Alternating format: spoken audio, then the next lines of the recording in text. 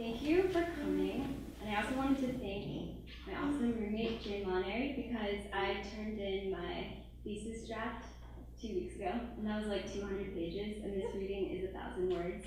And I was freaking out, thinking like, there's not 1,000 words that I can read in public. So yesterday I was starting to write something completely new, and Jane thoughtfully was like, dude, I'll help you like find something that you've already written. So thank you. So this is a thread of a braided essay. We are the young expats of Uganda.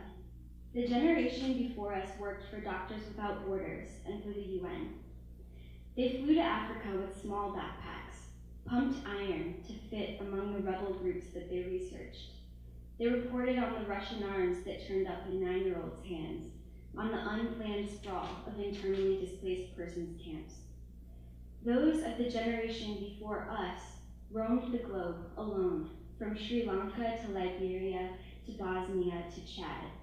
They married late and took dangerous work that confined them to living in government compounds and traveling in SUV convoys.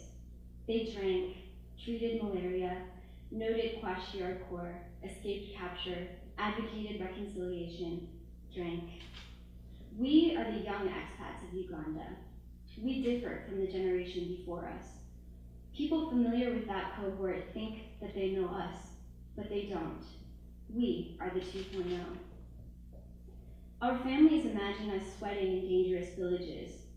They read State Department travel advisories, read about the protests, about the pirate abductions on the Kenyan coast, just one country over, about the bloodshed in Congo, just one country over. They know The Last King of Scotland, Coney 2012, The Invisible Children. They pick their cuticles. They send us care packages. Our families don't imagine us ordering poolside Indian food. We drape our oiled skin across lounge chairs. Our families don't imagine us paying $7 for candlelit handmade pasta. They don't imagine our $15 massages. They don't imagine us having garments tailor-made one by one with imported cloth. They don't imagine us stockpiling new wardrobes. We are the university-sponsored summer program. We are the overlander. We are the Facebook safari photo, the gap year, the homestay, the combat global inequality, the collaborate, the microfinance, the disrupt, the ministry, the startup, the social enterprise. We are aid light. We are health workers, public interest lawyers, journalists, gay rights activists, teenage orphanage volunteers, PhD candidates in African studies, in peace studies, in comparative politics, in musicology. We are Fulbrights and Fogartys and NIH researchers. We study community development, African dance, malaria, structural adjustment.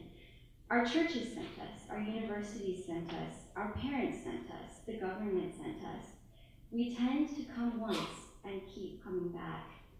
We pass in micro-generations, a summer, a semester, a year. Our friendships mirror the academic calendar. It is a planet whose magnetic field few of us have escaped.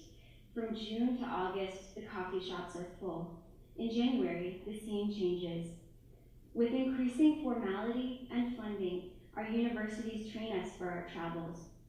We learn about asset-based community development, about local grammar, about resource mapping, about survey techniques. We learn that restaurants serve vegetables rinsed from unclean water, that cucumbers can sicken. Our professors teach us to iron our clothes so that mango flies don't lay their eggs into our wet garments on the line, so that larvae won't grow inside of our bodies, wriggle, and burst through our skins. Our professors ask us to read To Hell with Good Intention by Ivan Illich. In the speech, Illich tells a group of international student volunteers, quote, "By definition, you cannot help being ultimately vacationing salesmen for the middle-class American way of life, since that is really the only life you know." As more travelers like us come to love Uganda, the country's tourism sector develops. Businesses find reliable income in a new type of traveler, the voluntourist. There are businesses built for us, sushi restaurants, Wi-Fi coffee shops, galleries, arty pop-ups on the green. There are industries built around us, study abroad companies like SIT, IES, AIFS. These businesses hire country managers whose job it is to oversee our homestays. If our host mothers pack only starch in our lunches, if it's been a week of boiled Irish potatoes and plain spaghetti, it is our country manager who intervenes on our behalf in the name of nutrition. Our contracts address nutrition. These foreign students expect protein, our country director might say, but they don't always eat meat. They like beans and eggs and peanut sauce, but not too much of any one thing. Our hosts, after all, are paid to take us in, paid to feed us well, paid to keep the space empty for us, paid to keep our bedrooms from filling up with visiting family on holidays. They're paid to keep locks on our doors, paid to prevent the little ones from leaking into our spaces with sticky fingers and curiosity about our iPads. Our country director is paid to make sure that we're happy.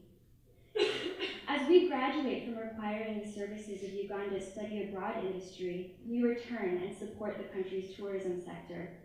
We visit our sites, we greet our people. The public perception of danger keeps the prices low, but we know better.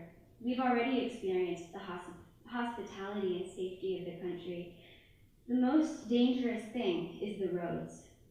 The second most dangerous thing is the vague threat of an uprising, that one day Uganda's citizens will tire of President Museveni's habit of extending term limits. We invite strangers to dinner, we share. If someone's mom sends Bisquick, we divide the box among ourselves. Same for harissa, same for tahini, same for ochazuke, same for umibashi, same for hazelnut spread. We compare the price of dinner, the quality of whiskey, the availability of tortillas, of manicures, of Snickers, of pour-over, the ease of movement, the answers to whether we can go out after dark, whether we need taxis, like in Kigali or Nairobi, or whether we can zip around on motorcycles with minimalish risk in Kampala. We compare the recent thefts, the thuggery, the validity of the quotes in the newspapers. We compare the news to the rumors. We heard that the US Embassy briefed the presidential candidates yesterday, everyone except Museveni. We joke about whether Museveni will ever leave his presidency, whether he resembles Mobutu or Gaddafi. We wonder how much the citizens will bear, how averse they feel to revolution, to conflict, how outraged they feel about the oil being secretly siphoned in their protected areas out west. We joke about how we should enjoy Uganda now, while it lasts, while it's cheap and safe, and the tourists are still afraid to come. Thanks.